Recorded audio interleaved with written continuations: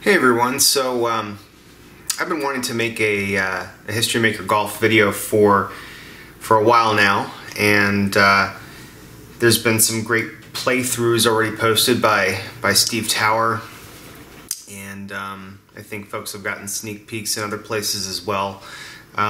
So it made sense to me to do something different, and what I want to do is to borrow a phrase from the After Further Review channel is go under the hood with History Maker Golf.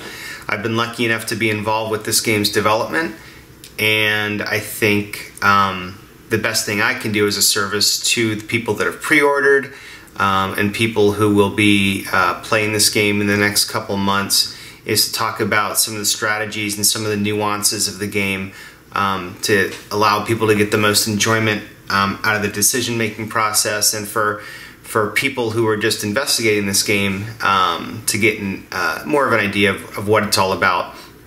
So just as an overview, History Maker Golf is a tabletop sports simulation game.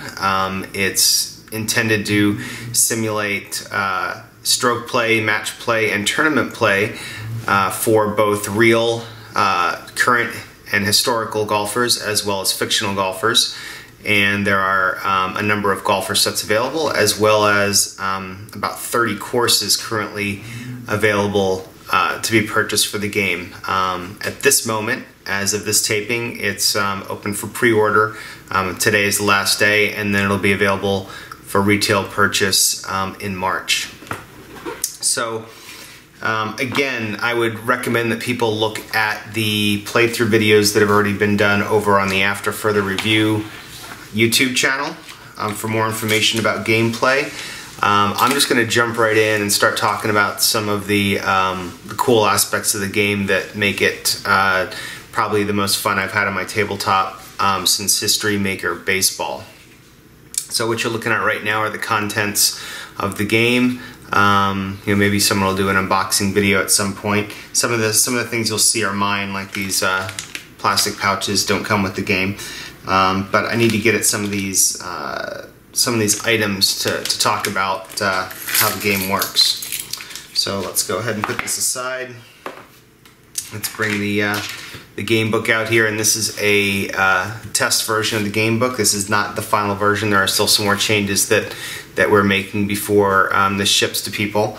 But the first thing I want to talk about with regards to the game are these performance chips. So it's these red and blue chips, and they are actually a very, very important part of History Maker Golf. Golfers can earn these, and you earn both positive blue chips and you earn negative red chips through the course of gameplay. Or if you're playing in a tournament, certain things can happen on tournament day that will give you blue or red chips. For good results like the gallery cheering for you, or a great shot out of a hazard, which is from the WOW chart, you're going to earn blue chips. And for poor results with gallery groans, or you have an oh no result out of the rough, you're going to earn red chips. And the other place where you can earn blue or red chips are on clutch putts. So when you're facing a clutch putt situation, you may end up having a golfer earn one of these chips. One of the coolest aspects of History Maker Golf is having to make the decision of when your golfer is going to use these chips. For those people that would rather just see everything play out in front of them and not have to make any decisions, I recommend just using the decider die. When your golfer has blue chips or red chips available, basically it's blue chips to spend or red chips to burn, because you want to get rid of those red chips. Use the decider die and ask the question, should I spend my chips for this reason? And if it comes up dot, the answer is yes, and the golfer uses them. But for me, I find one of the greatest things about the game is the decision points, where you have to decide whether you use these chips or not. It really helps build the narrative. This game is rich in narrative, and the chips go a long way to supporting that. And what do I mean by narrative? Well, this game is not one that is built on numbers. It's built on text. golfers have qualities. Courses have qualities. So here's an example of a couple golfer cards. You'll see that there's no grids, no numbers representing their abilities. Instead, it's qualities representing their abilities. The numbers you see on these cards on the bottom left represent a feature that comes into play during tournament mode to determine whether they make the cut after the first few rounds and if they're in contention on Sunday. Same thing with the course cards. You'll see that they have qualities as well, like the first hole at Augusta is daunting and challenging, and then there's symbols for the first hole and hazards that the golfer might find themselves in. So that's a quick peek. If you've watched other videos, you're familiar with how the course cards look in History Maker Golf. So again, narrative, narrative, narrative. The chart book just takes you through descriptive text of every important shot that the golfer will face. And now what's also important to note is that History Maker Golf is designed much like Keith's other games that you can find at play.com, in that History Maker Golf is really, it's like watching golf on TV. So you're not taking every shot for the golfer. You are only seeing those shots which are crucial to the result for that hole. So you may actually get all the way to the green on one roll of the dice, meaning everything that happened between the tee and the green was uneventful and really not worthy of any special highlights there on TV on the course. So, but getting back to the performance chips, what's important to note is that, and I'll talk about a little bit more detail about how you want to spend these chips, but it's important to note that if a golfer is left with any blue chips on his card at the end of the round, unless he's going to be playing a playoff, they're wasted. They go away, they're not used, that's it, no big deal. But if a golfer is left with any red chips at the end of the round, they have a meltdown on the 18th hole. And it doesn't matter if they're going to a playoff or not, they have to spend them by the 18th hole, or else any red chips left get added to their score. So it's a really, really, really, really neat mechanic. And there's only a couple of special rules that are quick to memorize with regards to chip usage. On any given hole, a golfer can only spend 2 chips. So he might have 4 or 5 banked, but he can only spend 2 on any given hole.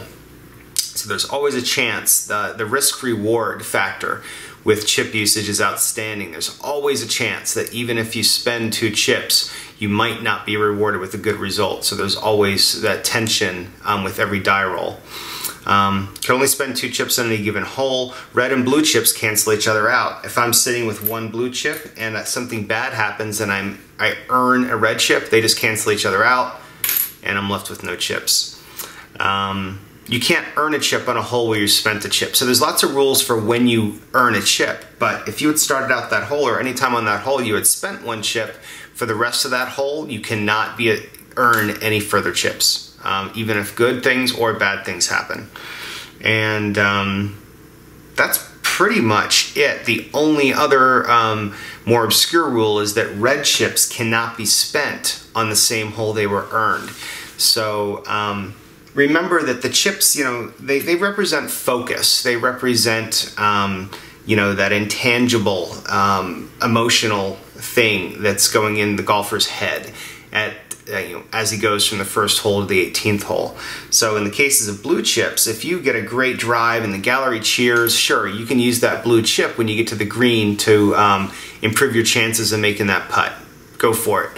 However, in terms of the red chip, when the gallery groans and you have a terrible drive, you shank it into the trees and you scramble back to the green, and you decide, well, I just want to burn this red chip. I'm already going to get a bogey. I may as well burn it and try to get rid of it. You can't. You're going to have to wait till the next hole to burn that chip. All right, so let's talk about when I say burn a red chip or spend a blue chip. Let's go through some of the scenarios where that is useful. So first of all, to do that though, we need to talk about hole control. Hole control is huge in History Maker Golf. You'll see that every hole card has a line of dice represented above the par. On this first hole at Augusta, and the flavor text here reads, "Straight shot with special care to avoid bunkers on right. The green is legendary for its difficulty with 6-foot breaks, not uncommon." So for those of you who this is your first time seeing any of the components of History Maker Golf, each hole comes with some flavor text to describe what's in front of the golfer. So in this case, hole control for this hole is 4 out of 6. Dice results 2 through 5 on the initial dice roll. White die 2 through 5 means the hole has control. And again, this is covered in other videos you've seen, but to tee off on any given hole, you're rolling all 5 dice, and it's that white die that determines hole control. In this case 2, and the hole would have control. Now, this brings many different aspects into play when the hole controls. It brings the qualities of the hole and the green. The hole is daunting, the green is challenging, and it also brings in to play all the hazards associated on that hole. And the 7x3 grid for the hole is laid out in a way that indicates the placement of the green. This one's a dogleg right, so the green is in the right-hand side, as well as all the hazards and the shot that they may occur on. So anything with the superscript 1 is a hazard that was landed in on the first shot, 2, second shot, etc. So first reason why you might want to spend some blue chips is to wrest control away from the hole and give it back to the golfer. Because when the golfer has control, that's when they get to read off of these charts instead of the hole. So it's going to bring the golfer's qualities into play. So if I have a golfer like Jim Furyk, for example, who I know is a legend and a semi-king off the tee, I'm going to have a better chance of activating those qualities and setting myself up for a better result by reading off the charts. However, if the hole controls, this chart does not get used. His qualities off the tee will not get leveraged. Now his qualities for recovery, if he lands in the rough, might get leveraged. In this case, Jim Furyk is a semi-master, so if he lands in the rough, he might have some better luck. But the point is, in general, on a daunting hole, better results are going to come off of these charts. Now, you control a hole by spending blue chips. The problem is, for a daunting hole, it's going to cost you 2. So there you go. So for the whole hole, you've gotten control, but you're not going to be able to spend any more chips when you get to the green. You spent all you could. But again, I recommend, as my first big pro tip here, is I highly recommend, if you've got a golfer who needs to gain a stroke and you've got 2 blue chips and you've got a daunting hole, take a look at what holes are coming up, because maybe you do want to save them for a future hole, but I highly recommend this way to use your chips. If the hole is not daunting, say it's like the second hole here without a daunting on it, it's only going to cost you 1 chip to gain control. But you may not want to on such an easy hole. The really cool dynamic here between a daunting and non-daunting hole is what happens if you land in the fairway or on the green. And the best way to explain this is to kind of show in the book. There's a couple pages called Golf Cam Course and Golf Cam Green. So there's Golf Cam Green and there's Golf Cam Course. When you have hole control and you land on one of the square fairway spots, and that's where TV coverage is picking it up, it's going to ask questions about the quality of the hole, whether it's cordial or whether it's daunting. You're basically taking a risk on a daunting hole by landing on the fairway and ending up reading from one of these results of being stuck in a bad situation because of the quality of the hole or the quality of the green, challenging or daunting.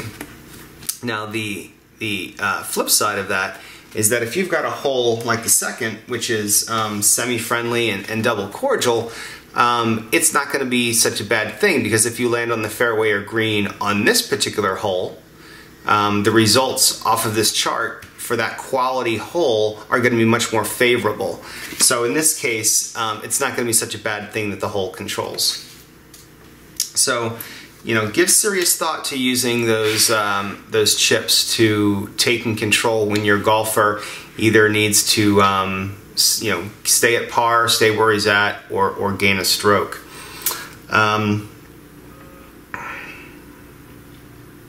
So again, daunting holes require 2 blue chips, but the potential reward is seriously worth it when every stroke matters.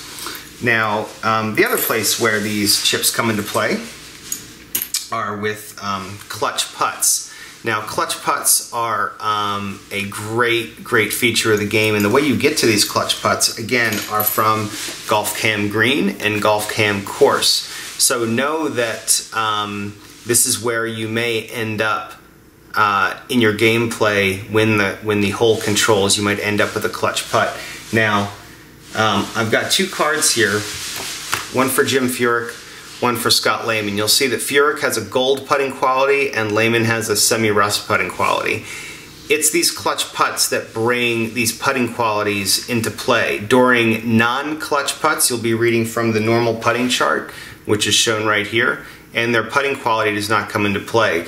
Pro golfers, for the most part, do have putting stats that are relatively close to each other. It's the outliers, those gold and rust putters, that that are highlighted in History Maker Golf, and you know, those particular skills will come into play in clutch situations. It's a fantastic mechanic that has been just great in play testing. Everybody's loved it, and it works really well and gives just the right amount of tension and narrative and flavor to critical situations. But back to the chips. So in a clutch putting situation, you're automatically going to get rewarded or penalized with a red or blue chip whether you make the putt or not. It doesn't matter if it's a clutch putt for bogey or a clutch putt for birdie. Whether you miss or make the putt, you're going to be given a chip one way or another. But the good news is, when you're putting, whether it's for a clutch putt or a normal putt, you can spend chips to improve your chances of making the putt. So for people like Tom Lehman with this semi-rust putting quality, it's usually a good idea to have some blue chips in your bank so you can spend them to improve a potential clutch putt. But remember the rule, you can't spend a chip and earn a chip. So you may spend a chip to improve his semi-rust to a semi-gold quality and make the putt, but you do not then earn the blue chip for making that clutch putt. What's really fun is when someone like Lehman, who's a semi-rust, does make his clutch putt, which in his case, since he's a semi-rust, he's only going to make it on a roll of 1 to 2, as opposed to someone who is gold, who would make it on a roll of 1 to 5. So, but what's neat is when he doesn't have a chip to spend and he makes his putt, he makes his clutch putt, the gallery goes crazy, and he earns a blue chip. So that's a great event in the game. So another way to use those chips, and you know, so again, as you're playing the game and you're looking at the golfers on the table, someone like Furyk, who is gold, you're not going to be so concerned about banking those blue chips to improve his putting chances because he's got a good putter in his bag.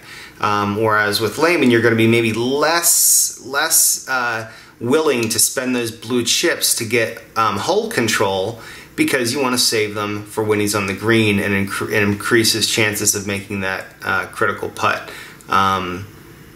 It's just a great mechanic. And again, I have loved these choices in this narrative as I'm playing the game, even for golfers that I'm not particularly following. And again, also, use the decider die if you're not sure what to do in any particular situation. Patience.